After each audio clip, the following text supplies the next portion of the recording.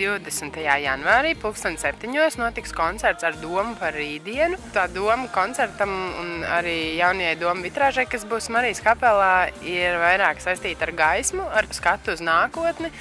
Vitrāža sāksās ar deksmi par rītdienu un koncerts ar domu par rītdienu. Pateicībā par to, ka mūsu vecāki un cilvēki, kas bija barikādēs, bija tik drosmīgi, ka viņi, principā es teiktu, mūsu un to cilvēku dēļ, kas tikai piedzima pēc tam, principā izkaroja brīvību Latvijai. Mēs diezgan rūpīgi ar režisoru Interu Rešetinu attiecāmies pret to jauko jauniešu iniciatīvu, ko sauc Jaunā Rīgas doma vitrāža, kas sevi ietvers arī šos Latvijas vēsturē nozīmīgos notikumus, un ne tikai. Un mēs šī koncertā izvēlējāmies tās dziesmas, kuras varētu muzikāli vistiešāk raksturot tās idejas, tos motīvus, kurus ietver sevi šī vitrāža.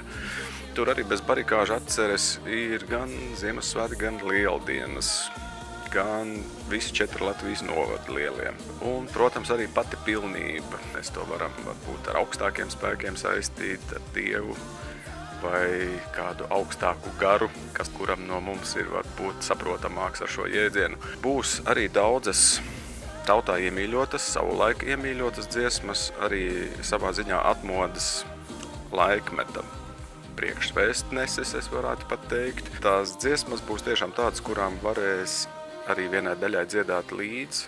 Otra daļa būs tāda, ko labprāt daudzi atcerēsies, ka jā, tā bija ļoti populāra un bieži skanēja tajā laikā. Un vienai daļai atkal, es domāju, jaunāks cilvēks, tie būs jauni atradumi latviešu muzikā. Un man ir tiešām liels prieks, ka ir piekrituši šī vakarā muzicēt Latvijā ļoti populāri mākslinieki un, es teiktu, augstas raudas mākslinieki. Arī bez jau populārās muzikas solistiem kā Renāra Kaupmana vai Gorana Goras, Ievas Kerēvits, Aijas Vītoliņas, Daumanta Kalniņa un vēl daudzu citu līdzdalības šeit darbosies arī akadēmiskā lauciņa muziķi, kā Vestards un Elīna Šimkus. Latvijas radiokoras programma būs dažādām un atšķirīgām gaumēm. Mēs esam ļoti priecīgi, ka šoreiz koncertu atbalsta Rīgas doma. Koncerts sākās 2007. un ieeja ir bez maksas. Es iesaku cilvēkiem nākt jau uz 6, kad arī ir iekšā lēšana, tad noteikti var apsēsties labākās vietās, bet lai nebaidās tie, kas atnāk un varbūt pēdējā brīdī un nevar vairs sev atrast vietu, tad Doma laukumā būs ekrāns, kur tāpat varēs vērot. Mēs visi varētu mēģināt drusciņi restaurēt to kopības sajūtu un kā vienoties kopējā gara strāvojumā, kurš dzīvoja, man liekas, mūsos visos iekšā tajās dienās.